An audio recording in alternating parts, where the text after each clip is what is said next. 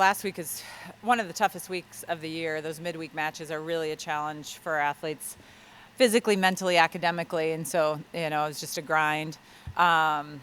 This weekend those matches were really big, especially with Nora out. So I was pleased that we battled. We easily could have lost a set against UNO. Should have lost one of those sets. And then I thought Kansas State had control of set 4. So for us to, what did I say, Kansas State? Iowa State. Yeah, Iowa State had control of set 4. So, I liked how we kind of worked to build momentum for set 5, and that allowed us to kind of come back and win that set 4. So good wins for the resume. High Point, is coached by former assistant Ryan Meek. He's done a great job. They win the Big South almost every year. And he's got another really good team. Lots of transfers. There's Allie Gray on that team, who's a Omaha Skutt kid. And then I haven't watched much of Minnesota yet, but obviously they're a really talented team and should be fun. Questions? Obviously, you and Ryan had some pretty high highs here coaching together. Are there any unusual, I guess, emotions going into coaching someone who used to be on your staff, I guess? Like, that seems like a unique thing, right? Yeah, and Ryan and Brian are really good friends. Ryan was the one that recommended Brian for our assistant job, so we've got lots of ties to Ryan.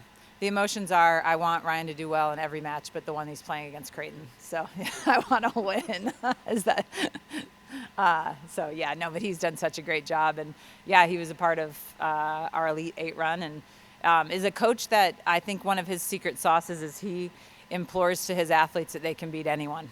And I think you've seen that. They upset UCF in the NCAA tournament a couple of years ago. So, I think he's done some amazing things as a head coach prior to coming to Creighton and then after. Is there any update on Nora?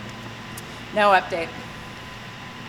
Hey, what benefits, if any, that shows your team that they can play without Nora? I mean, is there a silver lining? I'm obviously like half your kids. You know what that. But what has this taught your kids? Well, first of all, I'm not good at playing the depth that we have on the bench. And so it's forcing that hand, which is good for us. I mean, if you look at the NCAA tournament the last 2 years, we've been bit by that, right? So it's getting other people experience, which is really good. I think we're continuing to get better. Nora is such an uplifting piece to our team. And so other people are having to step up. At endgame, she's really confident. So people are kind of having to work through those things. So I think, anytime an injury happens, it gives other players an opportunity to grow. And, Destiny's developing at a faster pace because of this opportunity. And obviously, you want to have her as soon as possible, but you also know it's a long season. How do you balance? Because I know she's probably chomping at the bit to get back. Yeah, honestly, it's not my balance. It's, people that are far more educated than I am. The medical staff will, let us know. And, first and foremost, we've got to make sure Nora's healthy and we protect her long-term career because her career could last many years beyond her time at Creighton. As you get further away from last week, and you understand that you didn't have, arguably one of your two irreplaceable players, right? Do you have a different evaluation of your performances, just based on you added a resume win and see how good Nebraska is now after they, went to Stanford Gym and rolled them? Did it change your perspective on how you guys performed last week without her? No, I thought we were embarrassed the first 2 games against Nebraska. I still feel that way. I thought we started to compete, and I think part of that was some things that we were trying to lock into against Nebraska that didn't work. That's on the coaches, that's on me.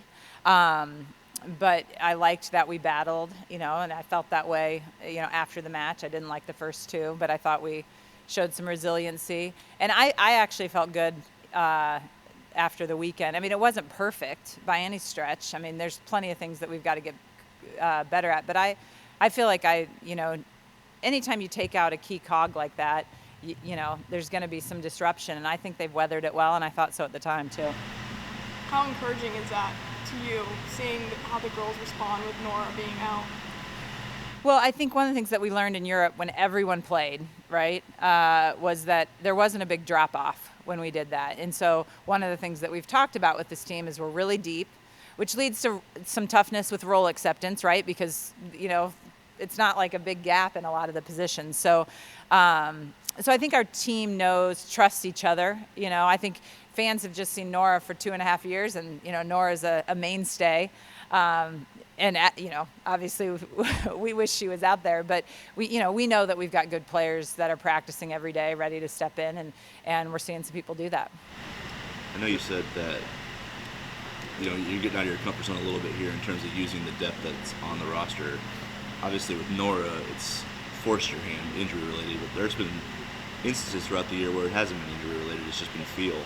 What's that been like in terms of getting a little bit out of your standard kind of way of doing things? I don't feel like I've done it probably enough. But I think the right side position's been a little bit of still a moving, trying to figure out where we're going to be best. So there's been some movement there.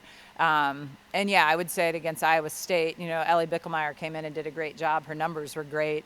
But, we thought Kiara could bring a little bit more blocking. And Kiara is such a dynamic kid and energy-wise. And then we knew she had a good serve. So those were kind of the things that were kind of, as we were trying to make decisions. But I still need to do that more, I think. But it's hard in the moment because every match is critical. We gotta put ourselves in a situation to try to win every match. Do you feel like you've gotten what you wanted out of the non-conference schedule so far, heading into conference here soon? Yeah, part of it is seeing then how teams do. Right? Like we need Purdue to continue to win. We need LSU to continue to win. Iowa State to continue to win. So I think the hard part this year is Marquette has struggled. Last year we played them 3 times and they were top 25 all year. I'm not sure they're going to be top 25 RPI wise. So that makes all these other matches more critical. So, scheduling is, it's educated, but it's a guessing game to a degree of, I think this team's going to be good. Are they actually going to perform? Like, I thought Loyola Chicago, when we played them, was a really good team. Like, are they going to run through their conference? Northern Iowa, all those things play a big factor on, getting into the tournament, potentially getting a seed. Do you do that all yourself? Like, you have a team, you have analytics people going, okay, this is gonna be the best possible RPI in the non-con. I do our scheduling. I'll talk to our staff a little bit. It's probably not as analytical as someone that is analytical would be, but I know basically I need to find a team that wins a lot. so. Occasionally, yeah. But I'll commit to a tournament, but I will only commit if I know who's going to be there or if I can be involved with who's going to be there. And I respect that from the other end, because I know. And so a lot of times that conversation with the coach is, what are you looking for? So if they're looking for a 200 plus RPI team, that's not going to mesh with what we're looking for. So maybe we're not a good partner, even though we'd like to play each other. With the matches you played where you've, I guess, from the outside looking in a perspective, or, where we think, oh, Creighton's the obvious favorite here, they should roll kind of thing. Playing those types of teams, that's kind of what you're going to deal with in Big East play. Has that, in a way, prepared you for the grind of that 2-month run through the league where you're basically going to be circled on the calendar every single time you show up? Well, I think we've played some teams like that, you're saying, in the non-con, that are, I think, like a High Point's a great example. That's a really good team that people expect Creighton to win, that we could definitely not win, right? And yeah, the Big East, I would say this, the bottom half of the Big East looks to be a lot better this year. The Butlers, who, really struggled the last couple of years, they're coming in playing really well. We played them the first weekend. Villanova is really playing well. There's some teams that maybe have struggled. So I think what we're going to have to do as coaches is get the players to understand that. But I don't want to stress them out. Sometimes I stress them out so much of, they need to play loose and free. So it's a balance of making sure we respect everybody, but we also have to be us. We can't be so tightly wound that we can't lose, because you're never good if you're playing not to lose. Have you seen a lot of value in playing for your team to play on the road at Purdue, at Nebraska, at Minnesota? Yeah, I think, it's trying to find a balance of that, right, in the non-con. Honestly, I think those environments sometimes are easier than a dead environment. I think our players really lean into, Minnesota will be a packed house, my guess. And so, they're rooting against you, but it's still a really fun environment. And at least historically, our teams have really leaned into that and enjoyed that. Now, I'll see some teams come into our gym, and you can tell it really rattles them. So I think it varies. But, sometimes it's the gym. Like when we play High Point at Minnesota, that's going to be an empty gym, right? A smattering of our fans, smattering of their fans, but it'll be, it's on the road. That's sometimes when we really have to lean into our bench, and our coaches have to be a little bit more energized, because that sometimes can be the hardest. Anything else?